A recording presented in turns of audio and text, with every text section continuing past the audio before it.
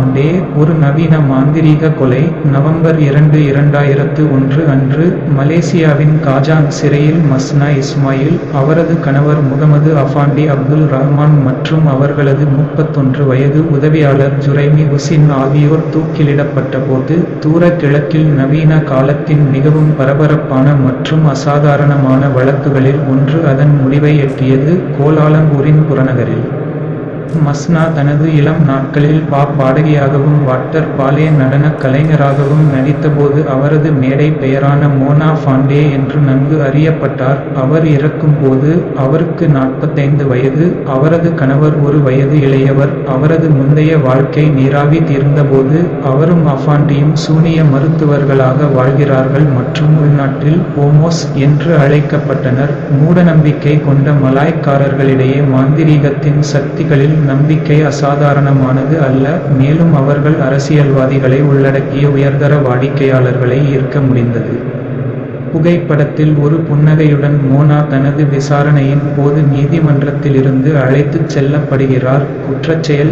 ஜூலை 1993 இல் மத்திய பகாங் மாநிலத்தின் சட்டமன்ற உறுப்பினர் டத்தோ மஸ்லான் இட்ரிஸ் தனது அரசியல் வாழ்க்கையை உயர்த்தவும் கட்சி ஏணியில் ஏறவும் இயற்கைக்கு அப்பாற்பட்ட உதவிக்காக மோனாவை அணுகினார். வானத்திலிருந்து விழும் பணத்திற்காக காத்திருக்கும் கண்களை மூடிக்கொண்டு தரையில் படுத்துக் கொள்ள வேண்டிய ஒரு சடங்கில் பங்கேற்க தம்பதியினரால் அவர் வற்புறுத்தப்பட்டார். பணம் விழவில்லை, மாறாக அது கோடரியின் கத்தி. ஈட்ரிஸ் தலை துண்டிக்கப்பட்டு பின்னர் உறுப்புகள் துண்டிக்கப்பட்டு பகுதியளவு தோலுரிக்கப்பட்டார். அவரது உடல் 18 பாகங்களாக வெட்டப்பட்டு வடகிழக்கில் 130 கிலோமீட்டர் தொலைவில் உள்ள பகாங் மாநிலத்தில் மோனாவின் வீட்டிற்கு அருகே ஒரு துளைக்குள் புதைக்கப்பட்டது. மஸ்லானை காணவில்லை என அறிவிக்கப்பட்டது.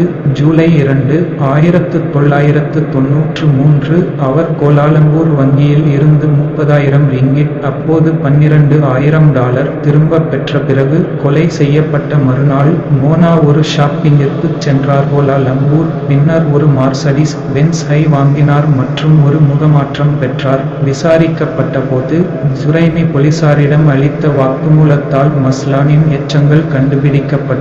ஆச்சரியப்படத்தக்க வகையில் மோனாவும் கணவரும் உடனடியாக பிரதான சந்தேக நபர்களாக மாறினர். விசாரணை. 1995 ஆண்டு டெமர்லோ உயர்நீதிமன்றத்தில் நீதிபதி டத்தோ மொக்தார் சிடின் முன்னிலையில் மோனா, அஃபாண்டி மற்றும் ஜுரைமி ஆகியோர் விசாரணைக்கு உட்படுத்தப்பட்டனர். மலேசிய தண்டனைச் சட்டத்தின் 302வது பிரிவின் கீழ் கொலை குற்றம் சாட்டப்பட்டது. இந்த விசாரணை ஊடகங்களில் பரபரப்பை ஏற்படுத்தியது.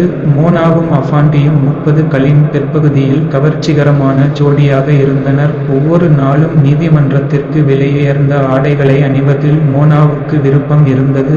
அவரது வாழ்க்கைக்கான சோதனையில் உள்ள பெரும்பாலான மக்களைப் போலல்லாமல் அவர் எப்போதும் ஊடகங்களுக்கு புன்னகையுடன் இருப்பார் மற்றும் கவனத்தில் மகிழ்ச்சியடைவது போல் தோன்றியது.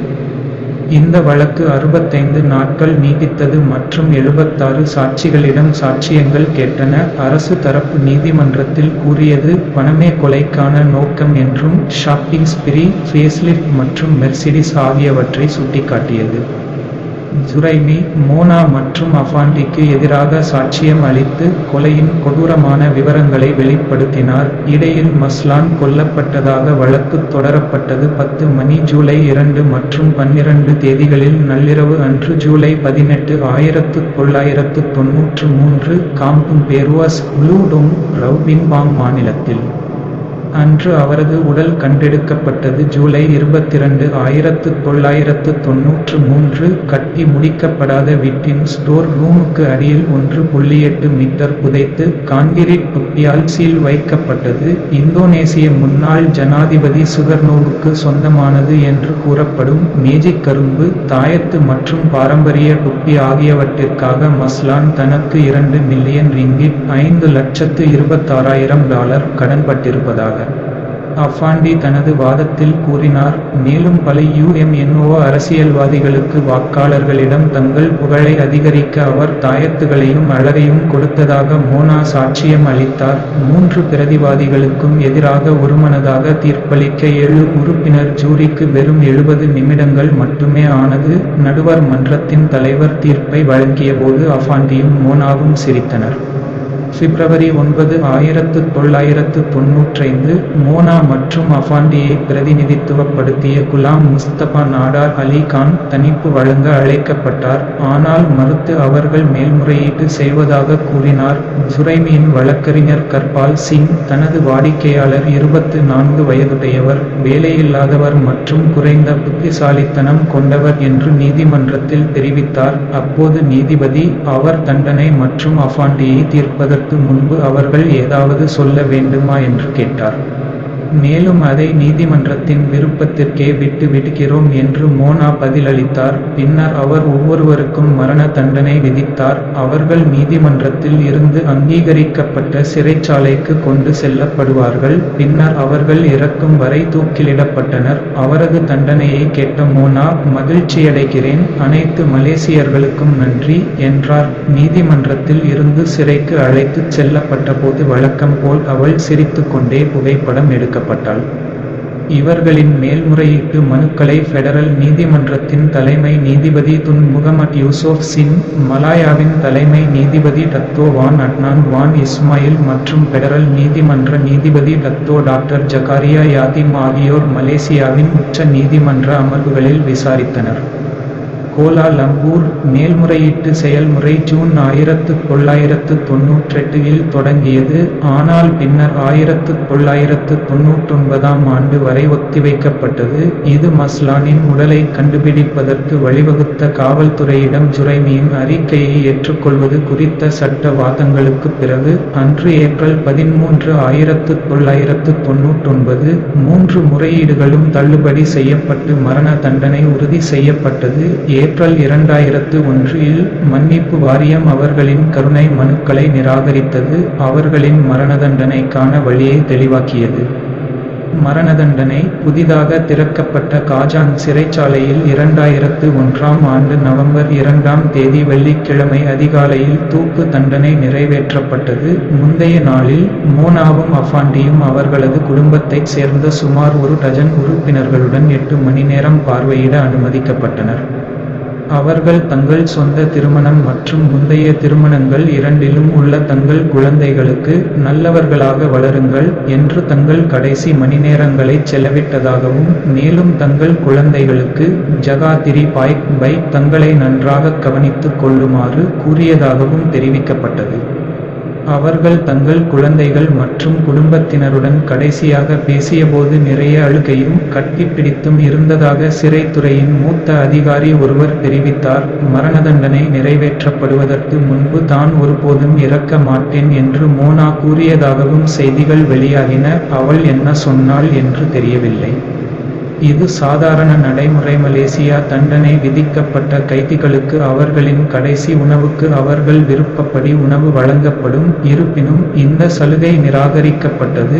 வெளிப்படையாக சிறை ஆதாரங்களின்படி அவர்கள் மிகவும் அமைதியாக இருந்தார்கள், மிக குறைவாகவே சொன்னார்கள் மற்றும் அவர்களின் கடைசி நேரத்தில் எதுவும் கோரவில்லை. படம் வலதுபுறம். புது சிறைச்சாலை மூடப்பட்ட பிறகு கண்காட்சியில் வைக்கப்பட்டிருந்த மலேசியன் பேட்டை மற்றும் கயிறு ஆகியவற்றை காட்டுகிறது. வெள்ளிக்கிழமை காலை விடியும் முன் ஒவ்வொருவரும் கைவிலங்கிடப்பட்டு மரண தண்டனை அறையை ஒட்டியிருந்த தங்களுடைய ஹோல்டிங் செல்களில் முக்காடிடப்பட்டு பின்னர் உலோகக் கற்றையில் தொங்கும் 3 பிரிட்டிஷ் பாணி கயிறுகளுடன் தூக்கு மேடைக்கு அழைத்துச் சென்றனர். பொறியில் அவர்களின் கால்கள் கட்டப்பட்டு அவர்களின் கழுத்தில் கயிறுகள் சரி செய்யப்பட்டன. மணிக்கு காலை 5:59 மணி துளி விழுந்து மூவரும் கீழே சரிந்தனர். மரண தண்டனை நிறைவேற்றப்பட்டதை குறைந்த எண்ணிக்கையிலான காவலர்கள் மற்றும் அதிகாரிகள் மற்றும் சிறை வைத்தியரும் பார்த்திருப்பார்கள். பத்திரிகையாளர்களும் பொதுமக்களும் ஒதுக்கப்பட்டனர்.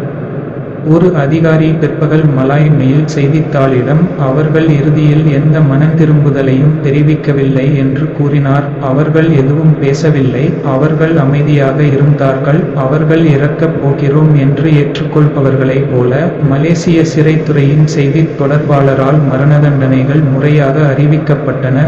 ஜமில் ரசீத் காசிம் செய்தியாளர்களிடம் கூறுகையில், இன்று காலை நிலவரப்படி மூவருக்கும் தண்டனை முடிந்துவிட்டது என்றார்.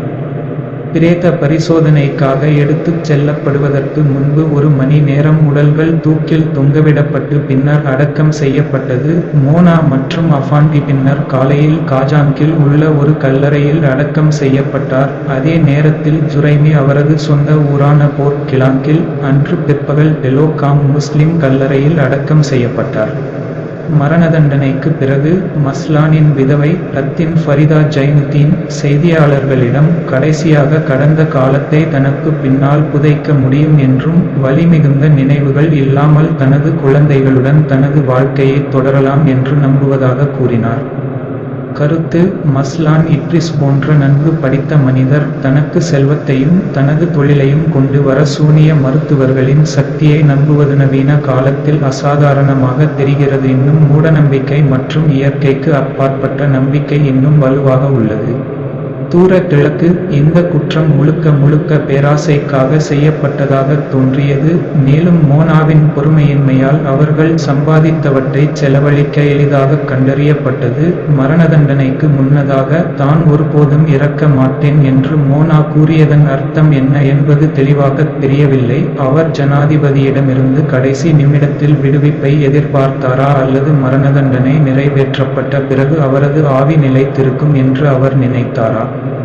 மரண தண்டனையில் ஒரு இடைவெளி ஏற்பட்டது. மலேசியா 1990களின் பிற்பகுதியில் மற்றும் ஜனவரி 1996க்கு இடையில் போதைப்பொருள் கடத்தலுக்காக 3 பேர் தூக்கிலிடப்பட்ட போதும், நவம்பர் 2000இல் இந்த குற்றத்திற்காக மேலும் 2 தூக்கிலிடப்பட்ட போதும் எந்த மரணதண்டனையும் நிறைவேற்றப்படவில்லை. இதற்கிடையில் புகழ்பெற்ற புடு சிறை மூடப்பட்டது மற்றும் மரணதண்டனைகள் காஜாங்கில் உள்ள சிலாங்கூர் மத்திய சிறைக்கு மாற்றப்பட்டன. இதன் மூலம் தொங்கும் முதல் பெண்மணி என்ற பெருமையை மோனா பெற்றார். மலேசியாதான் பி.லி 1994ஆம் ஆண்டு ஜூலை மாதம் போதைப்பொருள் கடத்தலுக்காக தூக்கு மேடைக்கு சென்றார்.